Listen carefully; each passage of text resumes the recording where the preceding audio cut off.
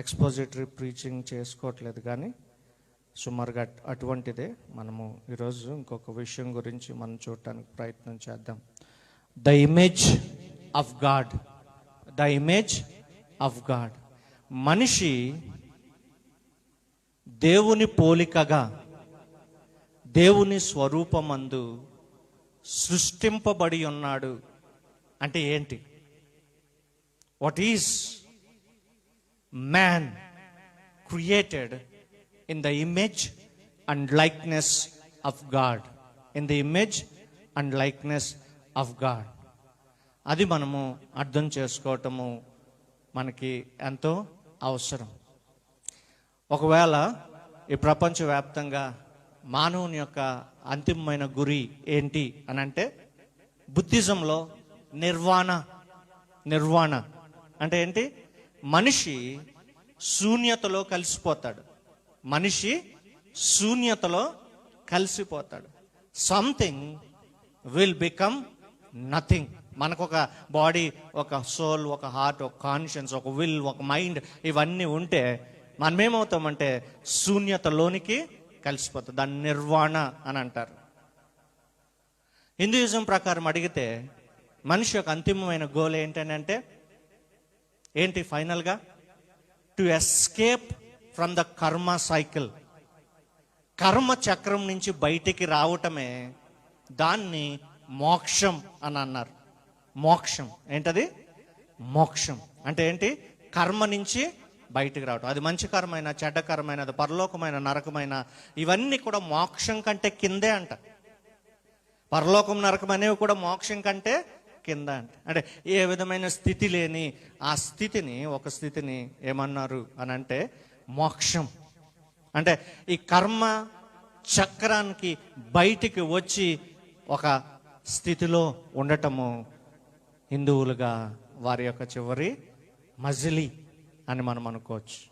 నాస్తికులను అడిగితే ఏంటి మనిషి యొక్క చివరి మజిలీ అని అంటే, నాస్తికులను అడిగితే అనయలేషన్ అంటే విచ్ఛిన్నం. ఈ శరీరము యాటమ్స్గా, మాలిక్యూల్స్గా, పరమాణువులుగా చివరికి ఏమవుతుంది? మట్టిలో విచ్ఛిన్నం అయిపోయి మట్టిలో మట్టి అయిపోతుంది. That is the destiny of the human according to atheist. ఒక నాస్తికుడు ప్రకారము విచ్ఛిన్నం. Then what is according to Christianity? క్రైస్తవత్వం ప్రకారం ఏంటి మనిషి యొక్క అంతిమమైన గురి ఏంటంటే, అతను ఏ పోలికలు అయితే సృష్టింపబడ్డాడో మరలా అదే పోలికలోనికి తిరిగి మలచబడటం. To regain the likeness of God and the image of God in himself. అతనిలో మరలా దేవుని పోలికను పునర్నిర్మించటం, లేకపోతే తిరిగి సాధింప చేయటము, లేకపోతే తిరిగి పొందుకోవటము అనేది మనిషి యొక్క ప్రాముఖ్యమైన అంతిమమైన గోల్. అనేక గోల్స్లో ఇది ప్రాముఖ్యమైన గోల్ అని మనం చెప్పుకోవచ్చు. To restore the marred image of God. Damage అయిన ఆ యొక్క దేవుని యొక్క స్వరూపం మరలా తిరిగి నెలకొల్పబడుట, మరలా తిరిగి పునర్నిర్మించబడుట అనేది మనిషి యొక్క అంతిమమైన ఉద్దేశం. ఏం జరిగింది ఏదైనా తోటలో అని మనము ఆలోచించడానికి ప్రయత్నం చేద్దాం. What is the image of God అని మనం చూడటానికి ప్రయత్నం చేద్దాం. ఇమెగో డేఐ అని లాటిన్లో అని అంటూ ఉంటారు. దేవుడు ఈ యొక్క దేవదూతలన్నీ పాపం చేసినప్పుడు వారి గురించి ఆయన ప్రాకులాడలా, వారి గురించి ఆలోచించలా. He has no second thought. వాటి గురించి ఇంకా ఆలోచన చేయలేదు. ఏం చేశాడు? ఇమ్మీడియట్గా వారిని ఏం చేశాడు? తీర్పులోనికి తీసుకువెళ్ళి నరకములోనికి వారిని గెంటి వేశాడు విత్ నో సెకండ్ థాట్. మరి అదే మానవులు పాపం చేసినప్పుడు ఏదైనా తోటలో దేవుడు ఏం చేశాడు? వారిని రెండవ ఆలోచన, ఒకసారి ఆలోచించాడు, ఒకసారి ప్రయత్నం చేశాడు. అయ్యో, నా పోలికలో నేను, నా స్వభావం మందు వారిని నేను సృజించుకున్నానే అని చెప్పి వారిని రక్షించటానికి గల ముఖ్య కారణం ఏంటి అని అంటే ప్రేమ. The unconditional love. ఆ అన్కండిషనల్ లవ్ వెనకాల ఉన్న మోటివేషన్ ఏంటో తెలుసా? దేవదూతల్లో దేవుని యొక్క స్వరూపం లేదు, మనిషిలో దేవుని యొక్క స్వరూపం ఉంది కాబట్టి మనుష్యులను ఆయన ప్రేమించాడు. దేవదూతలను ఆయన ప్రేమించినట్లు లేఖనాల్లో లేదు. ఎందుకు ఆయన మనుషులను ప్రేమించాడు? దేవుడి లోకంలో క్రిస్మస్ సీజన్ కదా, ఈ లోకంలోకి దేవుడు రావడానికి గల ముఖ్య కారణం ఏంటంటే దేవుని ప్రేమ. అయితే దాని వెనకాల ఉన్న మోటివేషన్ ఏంటంటే నా స్వరూపమందు వారు చేయబడ్డారు, నా పిల్లలు అని చెప్పి వారిని ప్రేమించారు. The motivation is the likeness of God and the act is love. ప్రేమ ఆయన రావటానికి కారణమైతే దాని వెనకాల ఉన్న అసలు కారణము వారు నా స్వరూపమందు నా పోలికలో నా చేతులతో నేను వారిని చేసుకున్నాను. మిగతా సృష్టి అంతా ఆయన ఏమన్నాడు? కలుగును గాక అని అన్నాడు. ఎక్కడికి వచ్చేటప్పటికి తన స్వహస్తాలతో చేసుకుని ఎంతో అపురూపంగా తయారు చేసుకున్నాడు. అంటే దేవునికి చేతులు లేవు, ఆయన మట్టిలో చేతులు పెట్టలేదు, మట్టిలో ఒక బొమ్మను చేసి దాని తర్వాత ఆయన నాసికారంధ్రంలోకి మనం చేసుకున్న మట్టి బొమ్మల్లోకి ఊదినట్లుగా ఊదలేదు. అంటే మనకు అర్థం అవటానికి అలా డిస్క్రిప్టివ్గా చెప్పాడు కాబట్టి అక్కడ కూడా ఆయన ఏంటంటే తన నరుణ్ణి తన యొక్క శక్తి చేత చేసుకుని సజీవుడిగా చేసుకుని అందులోనికి ఆయన ఆత్మ పెట్టాడు.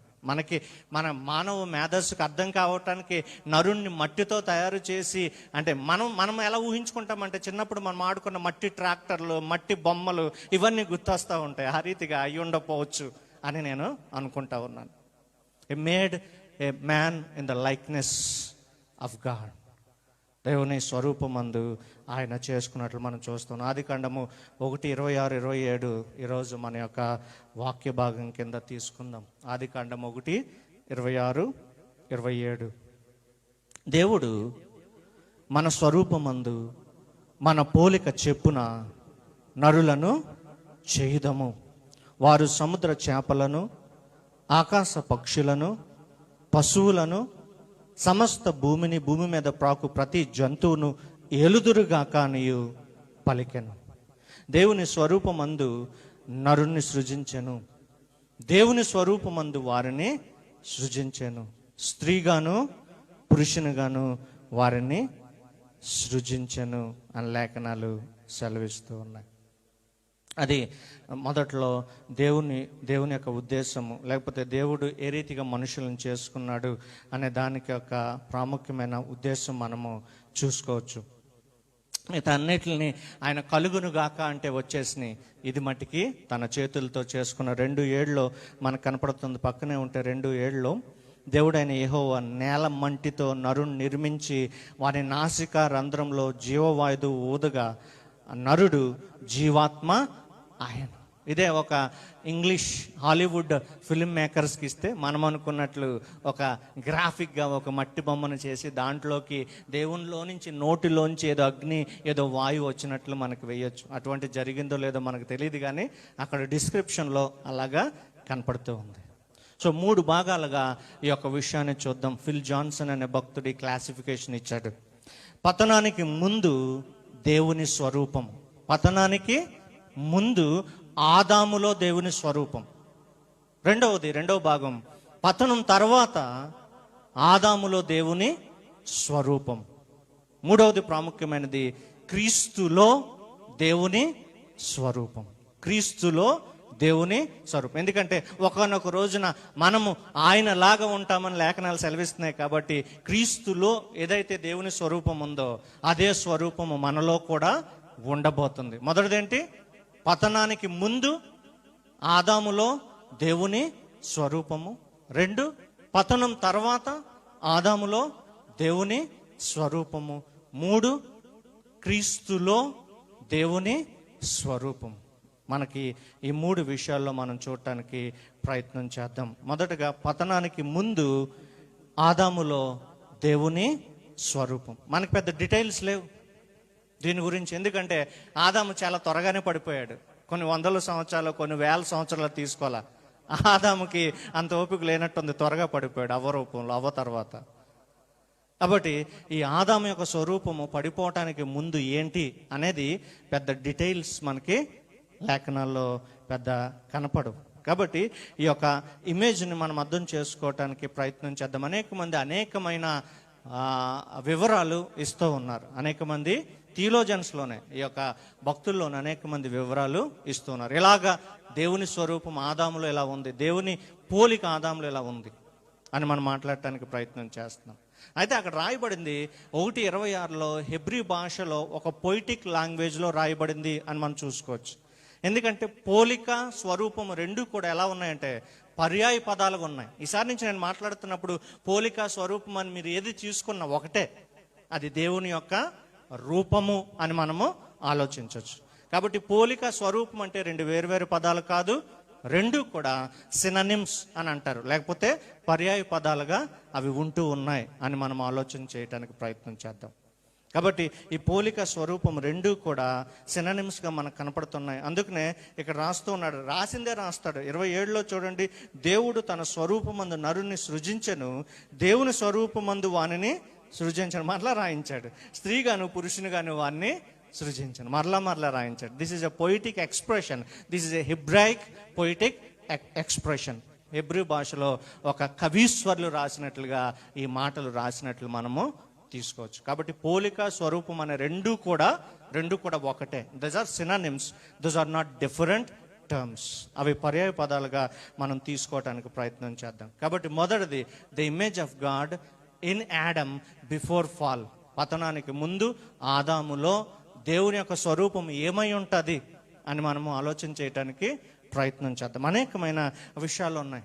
ఏమై ఉంటుంది అని అంటే అది ఇంటలెక్ట్ అని కొంతమంది అని అంటున్నారు, లేకపోతే అది మేధస్సు, దేవుని మనిషికి ఇచ్చిన మేధస్సు అని కొంతమంది అంటూ ఉన్నారు, మనిషికి ఇచ్చిన చిత్తము అని కొంతమంది అంటూ ఉన్నారు, మనిషికి మంచి చెడుల విచక్షణ కొంతమంది అంటూ ఉన్నారు, కొంతమంది మనస్సాక్షి మనుషుల్ని జంతువుల్ని వేరు చేస్తుందని కొంతమంది అంటున్నారు, సృజనాత్మకత క్రియేటివిటీ బిలాంగ్స్ టు గాడ్ అని చెప్పి దేవుని యొక్క పోలిక మనిషిలో ఏంటంటే క్రియేటివిటీ అని అంటూ ఉన్నారు. డొమినియన్ ఇంకో చోట అంటే అధికారము పశువుల మీద, జంతువుల మీద, అన్నిటి మీద అని చెప్పి రకరకాలుగా అంటూ ఉన్నారు. అవన్నీ మనం ఆలోచించడానికి ప్రయత్నం చేద్దాం. కొలసి 3:10లో ఈ మాటలు మనకు కనపడుతున్నాయి. చూడండి, కొలసి 3:10లో ఈ మాటలు మనకు కనపడుతూ ఉంటాయి. 183వ పేజీలో మనకి ఇది కనపడుతూ ఉంటుంది. 183వ పేజీలో ఏలయనగా ప్రాచీన స్వభావమును దాని క్రియలతో కూడా మీరు పరిత్యజించి జ్ఞానము కలుగు నిమిత్తము దాన్ని సృష్టించిన వాని తర్వాత మాట పోలిక చెప్పున నూతన పరచబడుతున్న నవీన స్వభావమును ధరించుకొని ఉన్నాము. దాంట్లో ప్రాముఖ్యంగా మనకు కనపడుతుంది ఏంటంటే జ్ఞానము. ఏంటది? జ్ఞానం. కొంతమంది అంటున్నారు ఎక్కడున్న జ్ఞానము, లేకపోతే జ్ఞాన ప్రత్యక్షత గల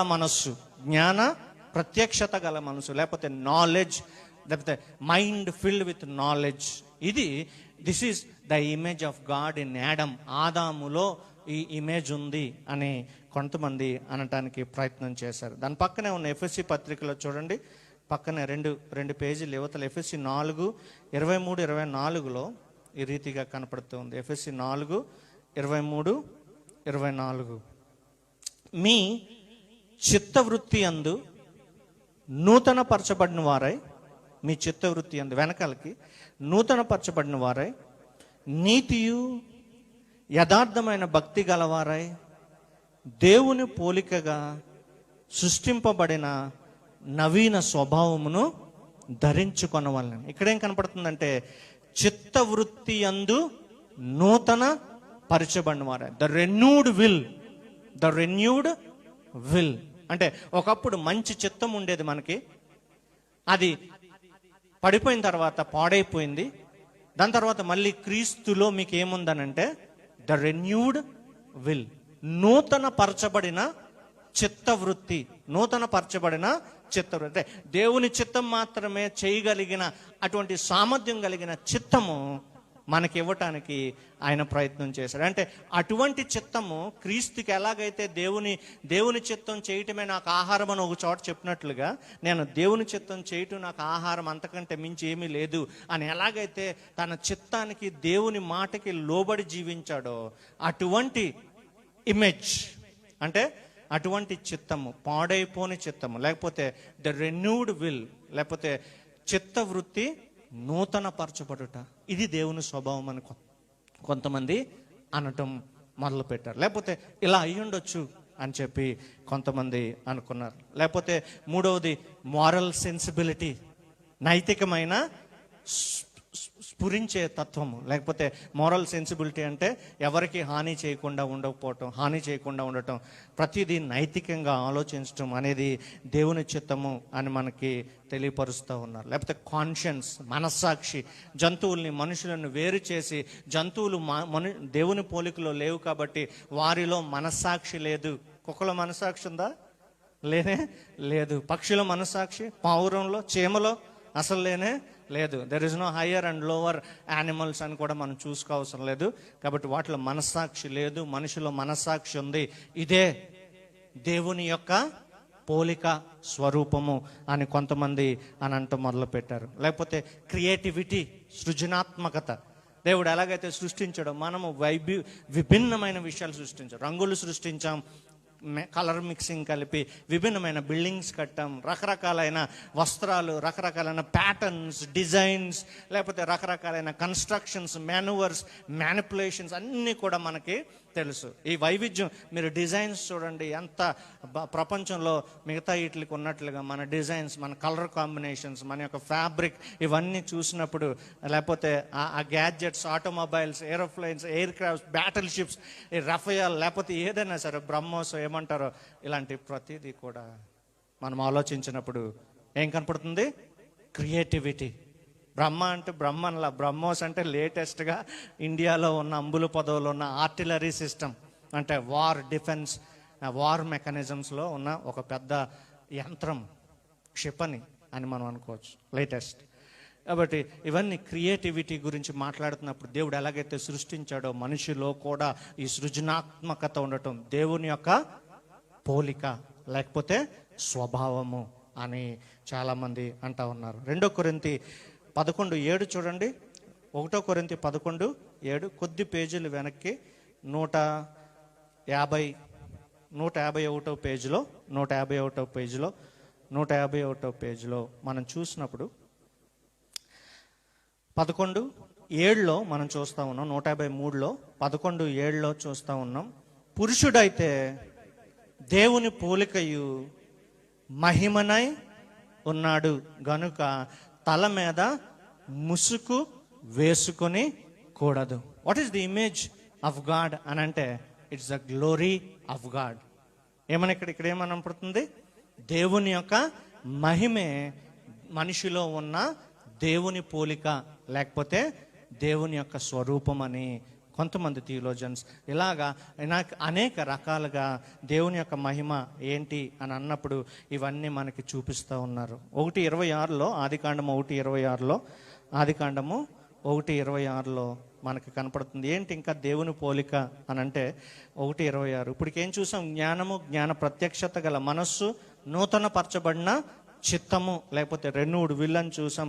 దాని తర్వాత మారల్ సెల్ఫ్ అవేర్నెస్ అని చూసాం. దాని తర్వాత సృజనాత్మక క్రియేటివిటీ అని చూసాం. లేకపోతే మనస్సాక్షి కాన్షియన్స్ అని చూసాం. దాని తర్వాత గ్లోరీ, దేవుని యొక్క మహిమే, దేవుని యొక్క స్వరూపం అని చెప్పి మనం చూస్తూ ఉన్నాం. 1:26లో మన పోలిక చెప్పున మన స్వరూపం అని నరులను చేయడం, వారు సముద్రపు చేపలను, ఆకాశ పక్షులను, పశువులను, సమస్త భూమి మీద ప్రతి ప్రాకు, ప్రతి జంతువును ఏలుదురు గాక. ఇంగ్లీష్లో dominion, to dominate the other species is the image of God in man. ఇతర జాతులను కంట్రోల్ చేసి, సింహాలను ఎలా కంట్రోల్ చేస్తాడు? చిన్న కొరడ వేసుకుని జూల్లో సింహాలను ఆడించడానికి, లేకపోతే పెద్ద పెద్ద ఏమన్నా సరే, ఏది తీసుకున్నా సరే అన్నిటిని కూడా టేమ్ చేయగలిగిన, అంటే సాధుపరిచి వాటిని కంట్రోల్ చేయగలిగిన, డొమెస్టికేట్ చేయగలిగిన ఈ స్థితి, అటువంటి డామినెన్స్ ఎవరిలో పెట్టాడు అని అంటే మనిషికి భయపడి కరిసేస్తాయి చాలాసార్లు, భయపడే ఈ యొక్క స్థితిని మనకి ఇచ్చాడు. డామినెన్స్ అంటే ఏలే తత్వం. ఎవరు ఏలగలరు? రాజు. ఎవరు రాజు? రాజులకు రాజైన క్రీస్తు. కానీ ఎవరు ఏలాలి? ఎవరు ఏలినట్లు చేశాడు? మనిషి. ఎవరి మీద?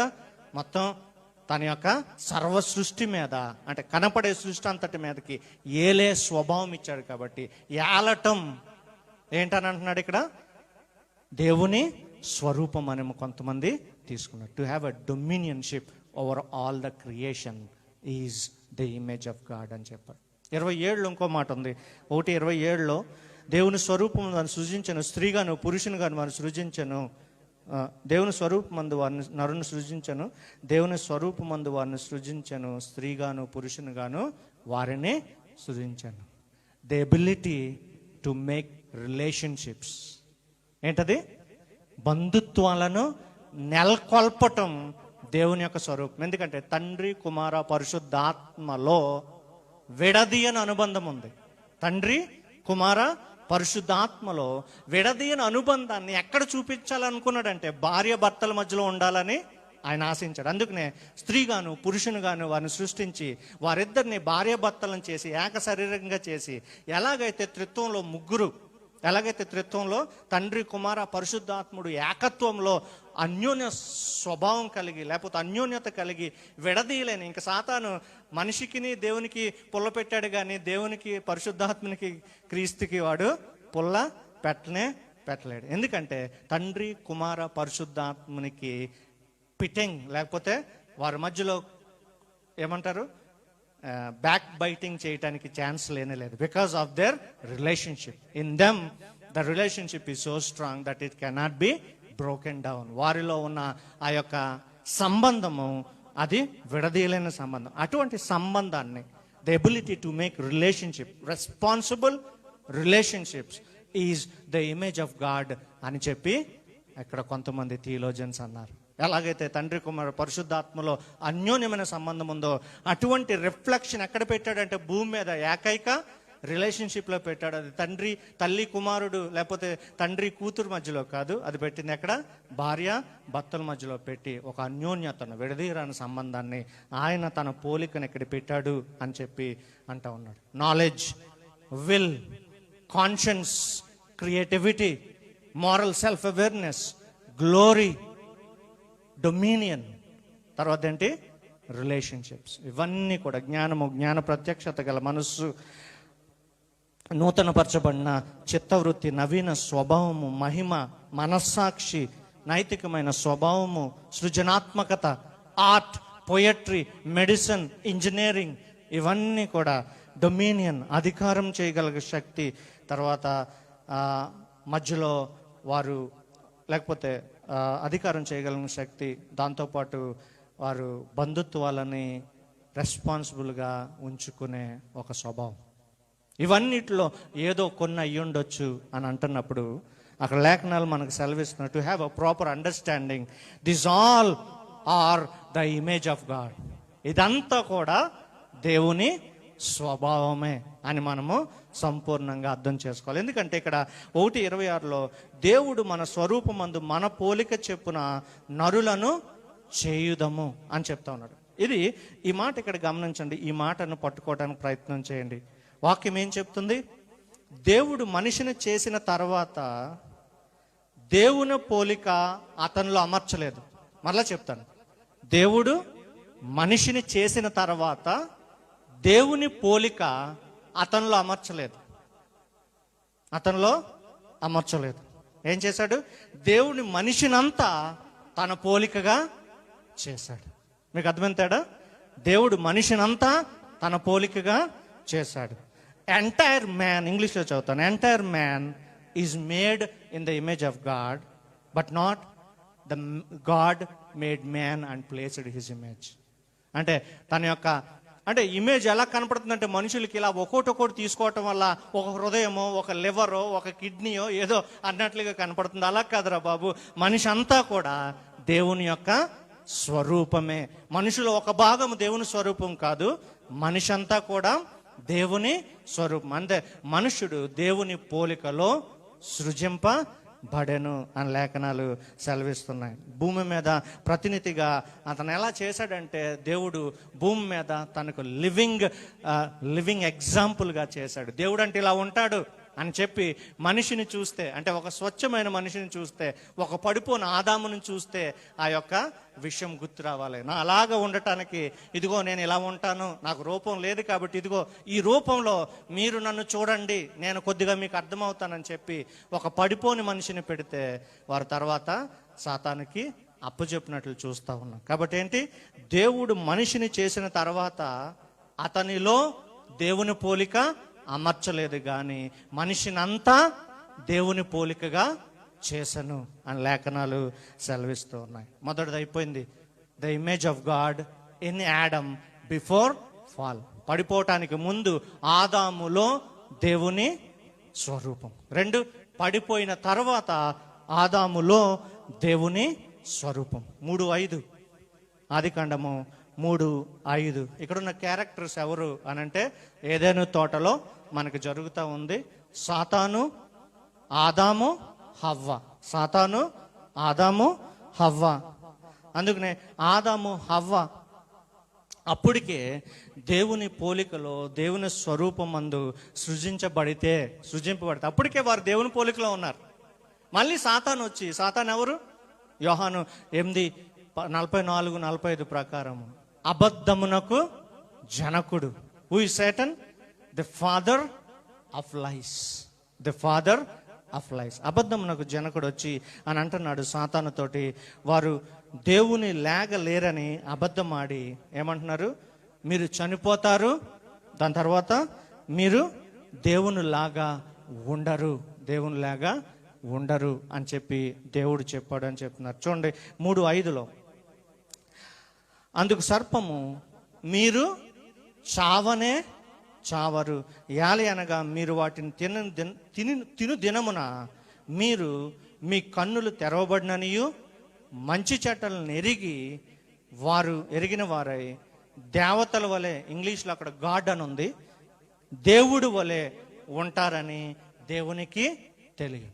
ఏం చెప్తున్నాడు సాతాను? 2 అబద్ధాలు చెప్తున్నాడు పడిపోయిన తర్వాత. పడిపోకముందు, పడిపోవటానికి సమయంలో 2 అబద్ధాలు చెప్తున్నాడు. 1, మీరు చావనే చావరు. 2, ఇది తినిన తర్వాత మీరు దేవుని లాగా ఉంటారని అంటున్నాడు. అప్పటికే దేవునిలాగా ఉన్నారు. మరలా వారితో చెప్తున్నాడు, ఇంకా ఏదో కొదువైనట్లు మీరు దేవుని లాగా ఉంటారు అని చెప్తున్నాడు. ఇక్కడే మీరు అర్థం చేసుకోవాలి. అప్పటికే వారు ఎలా ఉన్నారు? నరుడు దేవుని పోలిక చెప్పున దేవుని స్వరూపమందు సృష్టింపబడితే సాతాను అంటున్నాడు, మీరు చనిపోతారు, దాని తర్వాత మీరు దేవుని లాగా మారిపోతారు, మీరు చావనే చావరు, మీరు దేవుని లాగా మారిపోతారు అని చెప్పి తండ్రి అయిన దేవునికి వ్యతిరేకంగా చెప్తున్నాడు. ఈ పండు తింటే ప్రభు ఏమన్నాడు? మీరు చనిపోతారు, దాని తర్వాత మీరు ఇబ్బంది పడతారు అని చెప్తే సాతాను అంటున్నాడు, మీరు చావనే చావరు, దాని తర్వాత మీరు ఇంకా దేవునిలాగా అయిపోతారు అని చెప్పి అంటా ఉన్నాడు. ఇక్కడ ప్రాముఖ్యమైన మాట ఏంటంటే, సాతాను అర్ధ సత్యాలని చెప్తా ఉంటాడు. సాతాను ఏం చేస్తాడు? అర్ధ సత్యాలు, ఇంగ్లీష్లో half truths are as good as lies. Half truths are as good as lies. ఎంత మంచివి అంటే అర్ధ సత్యాలు, అబద్ధం అంత మంచివి. ఎంత మంచివి అర్ధ సత్యాలు, అబద్ధం అంతా మంచివి అని చెప్తుంది. ఈ సాతాను అన్ని కూడా సగం సత్యం చెప్పి అది అబద్ధందే. మనం అర్థం చేసుకోలేనంత స్థాయిలో అది అబద్ధము తీసుకుని వస్తుంది. చనిపోలేదా? దేవుడు చెప్పినట్లు చనిపోలేదా? అప్పటికప్పుడు చనిపోవచ్చు, కానీ వారు కొన్నాళ్ళ తర్వాత ఖచ్చితంగా చనిపోయారు. కానీ దేవుడు చెప్పినట్లుగా, సాతాను చెప్పినట్లు కాకుండా తిన్న వెంటనే వారు దేవునిలో చనిపోయారు. They have a spiritual death, but physical death అనేది కొన్ని రానున్న 10 సంవత్సరాల వరకు జరిగింది. ఆ పండు తినొద్దన్న తర్వాత వారు తిన్నారు, వారు అప్పటికప్పుడుగా ఆత్మీయంగా చనిపోయారు. కొన్నాళ్ళ తర్వాత శారీరకంగా వారు చనిపోయారు. పండు తినకుండా ఉంటే వారు ఆత్మీయంగానూ చనిపోరు, శారీరకంగా కూడా చనిపోయి ఉండేవారు కాదేమో. కానీ వారు సాతాను యొక్క మాట విని చనిపోయారు. తర్వాత దేవుని వలె ఉంటారు అనే మాట అన్నాడు. దేవతల వలె అని తెలుగులో ఉంది, ఇంగ్లీష్లో దేవుని వలె ఉంటారు. మనం ఏం చూస్తున్నాం? The image of God in Adam after fall. పడిపోయిన తర్వాత ఆదాములో దేవుని యొక్క స్వరూపం. దేవుని వలె ఉంటారు అనే మాటకి ఏంటి? వారు దేవునిలా తయారవలేదు, దేవుని కంటే దిగువ స్థాయిలో తయారు అయ్యారు. ఏం జరిగింది? వారికి వెంటనే నాలెడ్జ్ వచ్చింది. ఏమొచ్చింది? జ్ఞానము వచ్చింది. సాతాను చెప్పినట్లుగా జ్ఞానం వచ్చింది. ఏం జ్ఞానము? మంచి చెడు విచక్షణ జ్ఞానం.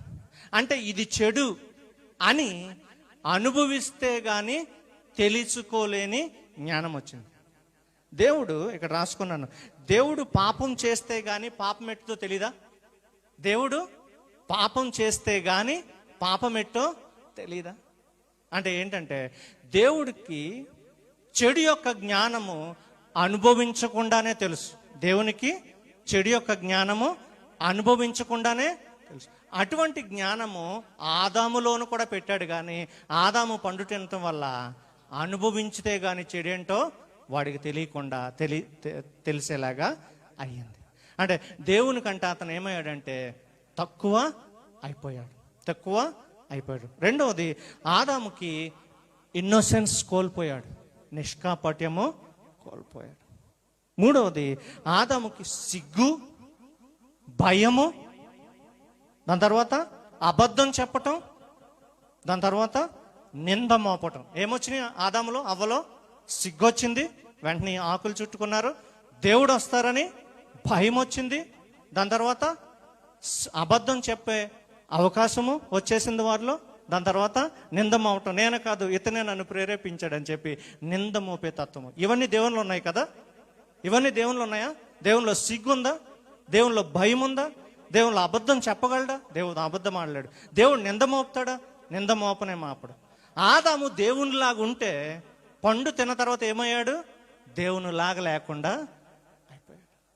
సాతాను యొక్క మాట విని ఆదాము పండు తిని ఏమయ్యాడు?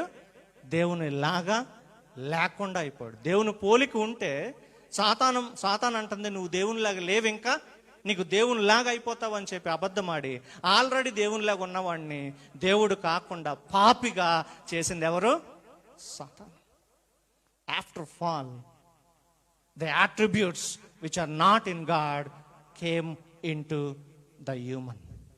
ఆదాములో లేని స్వభావము పతనం తర్వాత, పాపం తర్వాత ఆదాములోనికి వచ్చినాయి. ఏంటది? సిగ్గు, భయము, అబద్ధం చెప్పటం, నింద మోపటం, అనుభవిస్తే గాని పాపమని తెలుసుకోలేక, అనుభవిస్తే గాని పాపమని తెలుసు. ఈ లోకంలో దేవుడికి కామం ఎలా ఉంటుందో అనుభవిస్తే తెలుసుకోవాలా? ఈ లోకంలో దేవుడికి నరహత్య ఎలాగ ఉంటుందంటే ఎవరినైనా చంపి తెలుసుకోవాలా? ఈ లోకంలో దేవునికి అబద్ధం ఎలా ఉంటుందో అంటే అబద్ధం ఆడి తెలుసుకోవాలా? ఈ లోకంలో దేవునికి ఏదైనా తెలియాలి అని అంటే అది చేయవసరంలా. That is the knowledge of God. అటువంటి నాలెడ్జ్ని ఆదాంలో పెడితే వీడేం చేసుకున్నాడంటే పతనంలో అనుభవిస్తే కానీ అది ఏంటో తెలియని స్థితిలోనికి దిగజారిపోయాడు. So the image of God after fall has been tarnished or marred అని చెప్పారు. లేకపోతే ఆ ఇమేజ్ ఏమైందంటే, దేవుని యొక్క ఇమేజ్ ఏమైందంటే పూర్తిగా ఆదాములో డ్యామేజ్ అయిపోయింది. అయినా సరే స్టిల్ 3:14 చూడండి, ఆదికాండం 3:14. అందుకు దేవుడైన యెహోవా సర్పముతో, నీవు దీన్ని చేసినందున పశువులన్నిటిలోనూ భూజంతువులన్నిటిలోనూ నువ్వు శపించబడిన దానివై నీ కడుపుతో ప్రాకుచు నీవు బ్రతుకు దినములన్నీ మన్ను తిందువు. 16వ వచనంలో, స్త్రీతో నీ ప్రయాసము గర్భము మిక్కిలి హెచ్చింపబడును. 17లో ఆయన ఆదాముతో, నీవు నీ భార్య మాట విని తినవద్దని నేను ఇక ఆజ్ఞాపించిన వృక్ష ఫలములు తింటివి గనక నీ నిమిత్తము నేల శపించబడి ఉన్నది, ప్రయాసంతో నువ్వు బ్రతుకు దినములన్నీ దాని పంట తిందువు. దేవుడు ఏం చేశాడంటే సర్పాన్ని శపించాడు. ఆదాము రూపంలో ఆదామును శపించకుండా ఎవరిని శపించాడు? నేలను శపించాడు. God, because he made human in his image, నరుణ్ణి తన స్వరూపంలో చేసుకున్నాడు కాబట్టి దేవుడే డైరెక్ట్గా ఆదాముని శపించలేకపోయాడు. అంటే ఆదామును శపించకుండా ఉండటానికి గల ప్రాముఖ్యమైన కారణం ఎందుకు నేలను శపించాడు? ఆదాముని ఇండైరెక్ట్గా శపించాడు అంటే ఆదామును శపించకుండా. Because Adam is made in the image of God. యాకోబు 3:9 చూడండి, ఆ మాట మనకి ఇంకో కొద్దిగా స్పష్టంగా మనకి ఆ గుణలక్షణం చూపించడానికి ప్రయత్నం చేస్తాడు. యాకోబు 9లో ఈ విధంగా రాయబడింది. 211 పేజీలో యాకోబు 3:9. 211 పేజీలో యాకోబు 3:9.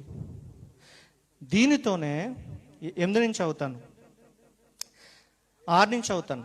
నాలుక అగ్నియే, నాలుక మన అవయవంలో ఉంచబడిన పాప ప్రపంచమై సర్వ శరీర మాలిన్యమును కలగజేయచ్చు, ప్రకృతి చక్రమునకు చిచ్చు పెట్టును, అది నరకము చేత చిచ్చు పెట్టబడును. మృగ పక్షి సర్ప జలచరముల్లో ప్రతి జాతియు నరజాతి చేత సాధు కాజాలను సాధు ఆయన గాని కాలును సాధు ఆయన గాని ఏ నరుడును నాలుకను సాధు చెయ్య నేరడు. అది మరణకరమైన విషయంతో నిండి ఉన్నది, అది నిర్గళమైన దుష్టత్వమే. దీనితో తండ్రి అయిన ప్రభువును స్తుతింతుము. దీనితోనే దేవుని పోలికగా పుట్టిన మనుషులను శపింతుము. దేవుని పోలికగా పుట్టిన మనుషులను శపించు. That is the pattern.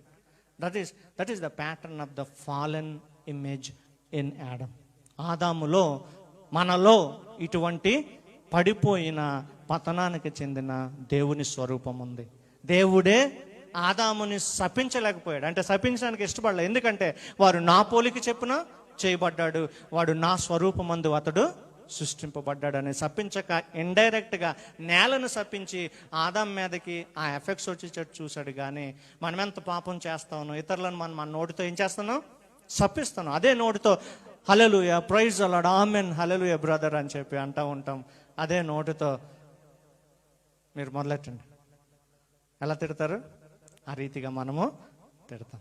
ఇంకా శాపనార్థాలకి అంతు లేనట్లుగా ఒక ఇన్ఫినిటంలో వెళ్ళిపోతూ ఉంటాం మనం. కాబట్టి ఆ రీతిగా చేయకూడదు అని చెప్తా ఉన్నాడు. So the likeness of God in human after fall is not destroyed but damaged. అది పూర్తిగా తీసివేయబడలా. దేవుని పోలిక మనలోంచి పూర్తిగా పోలేదు, కానీ అది ఏమైందంటే స్వల్పంగా పాపం బట్టి ఏమైంది? మ్యారిడ్, అంటే అది దెబ్బతినబడింది అని చెప్పి లేఖనాలు సెలవిస్తూ ఉన్నాయి. మొదటిది the image of God in Adam before fall ఎలా ఉందో మనం చూసాం. ఆఫ్టర్ ఫాల్లో మనం చూడటానికి ప్రయత్నం చేసాం. దేవుడు లాగా ఉన్న వ్యక్తిని సాతాను అబద్ధమాడి దేవునిలా కాకుండా సిగ్గు, భయము, అబద్ధము, నింద, కామము అన్నీ వచ్చేటట్లు వాడు చేశాడు. దేవునికి అనుభవపూర్వకంగా పాపాన్ని అనుభవించి తెలుసుకోవాల్సిన లేదు, అది పాపం అని దేవునికి ముందే తెలుసు. మనిషికి కూడా అటువంటి జ్ఞానం ఇస్తే దాన్ని కాపాడుకోలేక ఏం చేశాడు అనంటే అతను పాపిగా దానికి అప్పజెప్పబడ్డాడు అని మనం చూస్తాం. ఒకవేళ ఏమయ్యేది? అతడు మంచి చెడుల విచక్షణ కలిగిన జ్ఞానాన్ని ఫలాన్ని తినేసి దాని తర్వాత అదే తోటలో ఇంకోటి ఏముంది?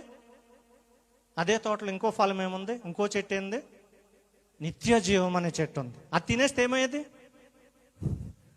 వెంటనే ఇది తినేసిన తర్వాత వెంటనే సాతాను వెంటనే వాళ్ళని తీసుకువెళ్ళి ఆ ఫలం తినేస్తే, నిత్య జీవం అనే ఫలం తినేస్తే ఏమయ్యేది? నిత్యము ఎలా ఉండేవారు? పాపులుగానే ఉండేవారు. అందుకనే దేవుడు ఆ పని చేయనివ్వకుండా ఏం చేశాడు? వారిని, ఆదాము అవ్వల్ని ఏదేని నుంచి నెట్టివేసి అక్కడ బలమైన అగ్ని ఖడ్గాలు కలిగిన కెరూపులను అక్కడ పెట్టాడు. అలా పెట్టటము దేవుని యొక్క కృప. అలా పెట్టటము దేవుని యొక్క అలాగ మనల్ని నెట్టేసి, మన పూర్వీకులైన ఆదాము అవ్వని ఏదేను తోటలోంచి నెట్టేసి అక్కడ కెరూపుల్ని పెట్టకపోతే, ఈ పాపం చేసిన తర్వాత వెంటనే వెళ్ళి నిత్య జీవం అనే ఫలం తింటే మనం ఏమేమంటే క్రీస్తు కూడా రక్షించలేని వ్యభిచార మనసులోనికి మనము వెళ్ళిపోయాం. So the only hope will be last. అందుకు ఆయన ఏం చేశాడు? తన కృపలో, అంతే కదా, వీడు ఇంకా పాడైపోతాడని ఇంట్లోంచి గెంటేసి, ఇంకా పాడైపోతాడని తండ్రి ఇంట్లోంచి వారిని గెంటేసి వీడు ప్రయోజకుడు అవుతాడేమో బయట అని చెప్పి అతను ఎదురు చూసినట్లుగా ఆ పరమ తండ్రి కూడా ఆదాము అవ్వలను తోట నుంచి గెంటేసి, ఒకవేళ వీరు నిత్య జీవం అనే ఫలము తినేసి వారు ఇంకా పరిపూర్ణమైన పాపంలో ఉండిపోతారేమో అని చెప్పి తన యొక్క ప్రణాళిక అంతా కూడా దెబ్బతింటుందని చెప్పి ఆయన ఏం చేశాడు? వారి చుట్టూరు ఆ నిత్య జీవం అనే ఫలము చుట్టూరు ఏం చేశాడు? దేవదూతలను కావలాగా ఉంచాడు. ఈరోజు కూడా అదేమైందో మనకి ఎవరికి తెలియదు. ఆఖరిదేంటి? The image of God in Christ. క్రీస్తులో దేవుని యొక్క స్వరూపం. క్రీస్తులో దేవుని యొక్క స్వరూపం. క్రీస్తులో దేవుని యొక్క స్వరూపం. క్రీస్తులో మనకు ఏ పోలిక తిరిగి నూతనపరచబడింది? ఇది ప్రశ్న. క్రీస్తులో మనకి ఏ పోలిక తిరిగి నూతన పరచబడింది? 2 తెస్సలోనిక 3:14-15లో, 2 తెస్సలోనిక 2:14-15లో, 189వ పేజీలోనే, 88, 189వ పేజీలోనే మీకు కనపడుతుంది. 2 తెస్సలోనిక 2:13-14 నేను ఇలా చదువుతాను చూడండి. ప్రభువు వలన ప్రేమించబడిన సహోదరులారా, ఆత్మ మిమ్మల్ని పరిశుద్ధ పరుచుట వలన మీరు సత్యము నమ్ముట వలన రక్షణ పొందుటకు దేవుడు ఆది నుండి మిమ్మల్ని ఏర్పరచుకొనెను గనుక మేము మిమ్మల్ని బట్టి ఎల్లప్పుడూ దేవునికి కృతజ్ఞతాస్తుతులు చెల్లింప బద్దులమై ఉన్నాము. మీరిలాగా రక్షింపబడి మన ప్రభువైన యేసు క్రీస్తు యొక్క మహిమ పొందవలనని ఆయన మా సువార్త వలన మిమ్ములను పిలిచాను. అండర్లైనింగ్ మాట ఏంటి? యేసు క్రీస్తు యొక్క మహిమను పొందవలనని, to gain the glory of God. What is our final gift? ఏంటి మన ఫైనల్ ప్రజెంటేషన్ ఏంటి పరలోకంలో అంటే? మనం ఎలా ఉంటాం? క్రీస్తుకి ఏదైతే మహిమ ఉందో ఆ మహిమతో మనం పరలోకంలో. నిజం, సాధ్యం అది? సాధ్యమా? సాధ్యం కాదా? To have the glory of Christ in us as the image bearers of God. దేవుని స్వరూపం మోసుకొని పోయే మనం ఆదాములో పడిపోయిన తర్వాత మళ్ళీ క్రీస్తు మనల్ని రక్షించిన తర్వాత చివరికి ఏమిస్తానంటున్నాడు? క్రీస్తు యొక్క మహిమ. ఏంటిది? క్రీస్తు యొక్క మహిమ. రోమాపత్రిక 3:23 అందరికీ తెలుసు కదా. 25 ఏంటి? అందరం పాపం చేసి దేవుడు అనుగ్రహించు మహిమను పొందలేకపోతూ ఉన్నాం. All sinned and we fall short of the glory of God. We fall short of the glory of God. దేవుడు అనుగ్రహించి మహిమను మనము పొందలేకపోతున్నాం. ఏంటి ఆ మహిమ అని అంటే ఏంటి? క్రీస్తుకున్న మహిమ. క్రీస్తుకున్న మహిమ. ఈ క్రీస్తుకున్న మహిమ ఏంటి? What is the glory of Christ? క్రీస్తులాగా మనం ఉంటామా? క్రీస్తులాగా మనం ఉండగలదమా? ఉండబోతామా పరలోకంలో? క్రీస్తులాగా మనం ఉంటామా? ఎప్పటికైనా నిరంతరము ఉండగలదమా? ఉండబోతామా? క్రీస్తు ఎవరంటే దేవుని యొక్క స్వరూపం. క్రీస్తు ఎవరు? ఈ భూమి మీద ఎవరైనా దేవుని చూడాలి అని అంటే క్రీస్తే. దేవుని యొక్క పరిపూర్ణమైన స్వరూపం. హెబ్రీ 1లో అదంతా ఉంటుంది. ఈజ్ ఎ జిరాక్స్ అని అన్నారు.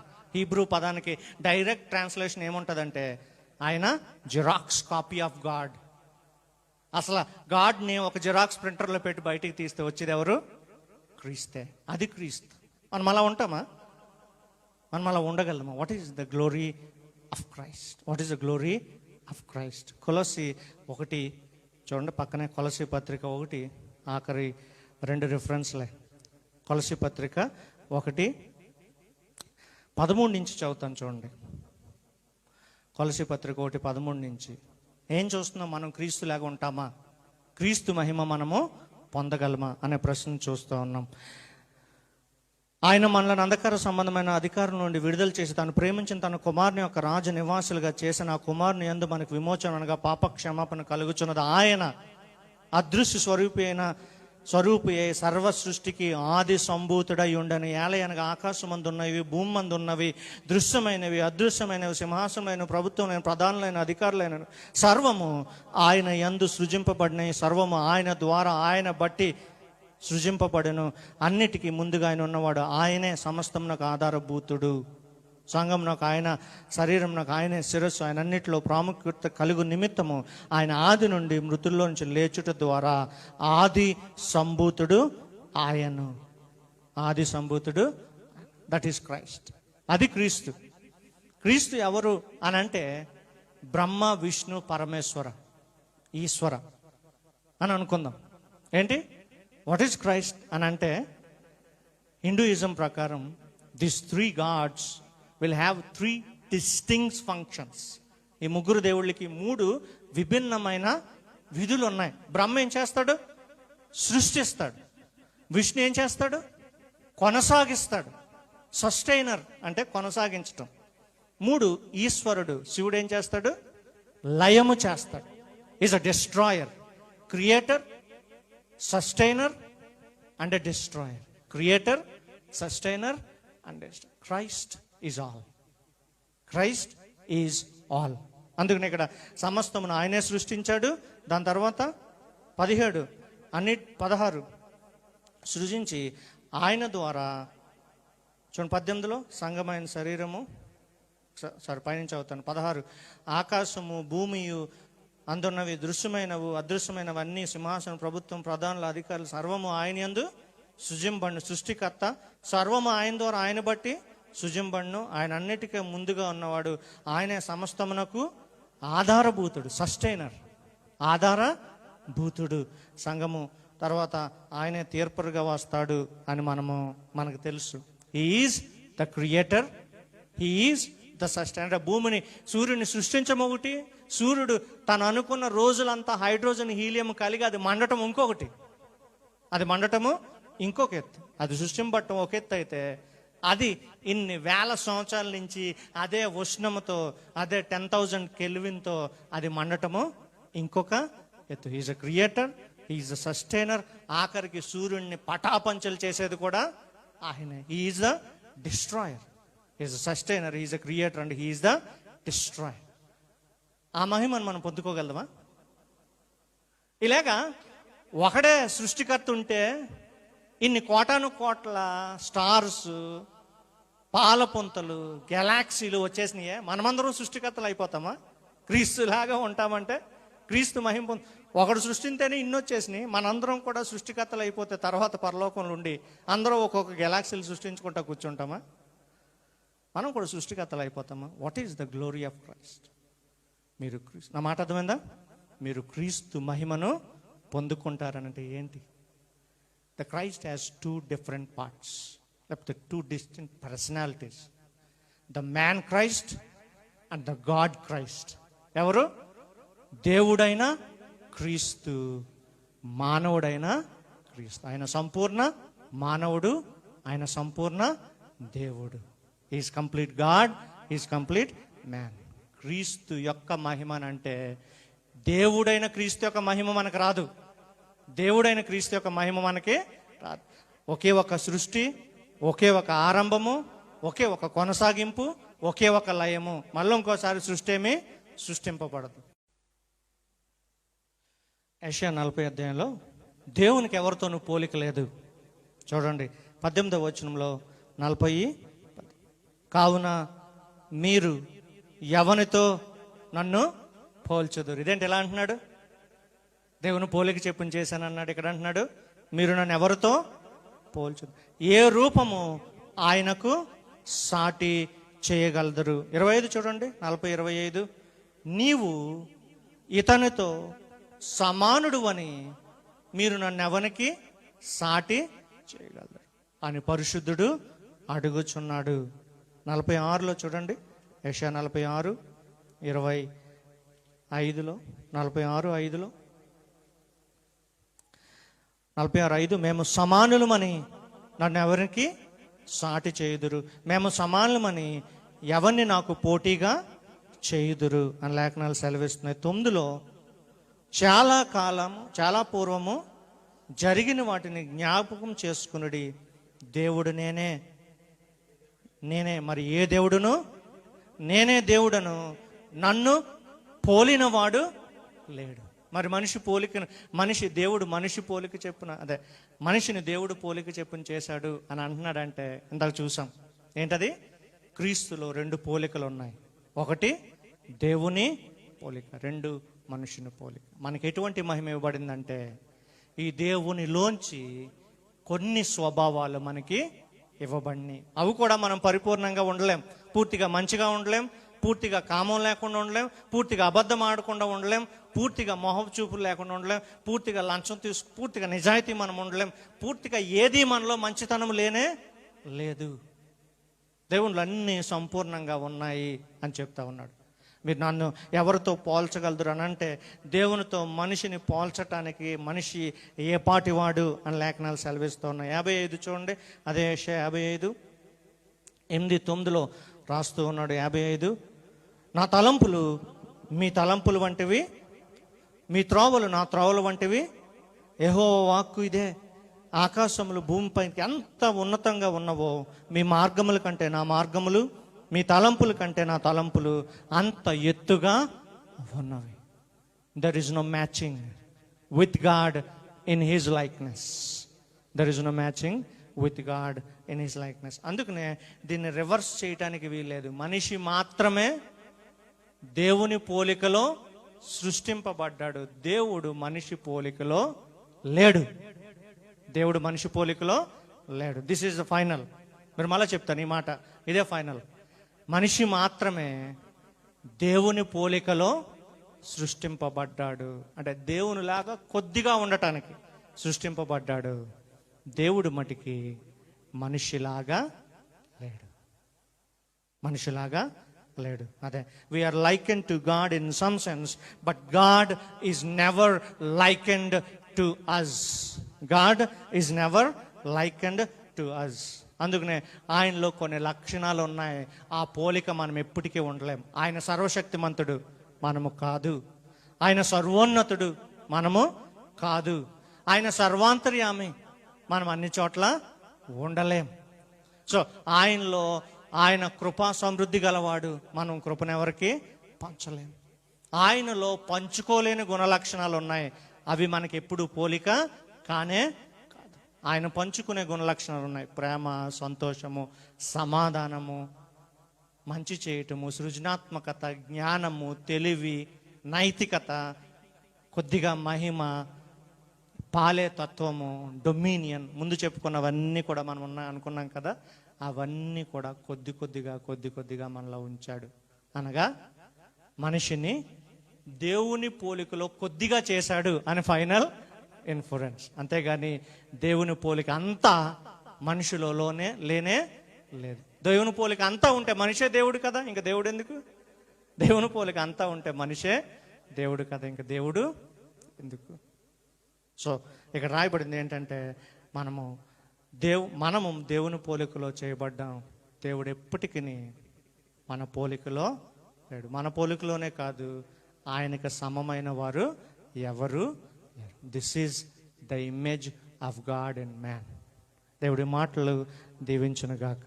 మోకరిద్దాం, ప్రార్థన చేసుకుందాం. ప్రభువా, ఎంతటి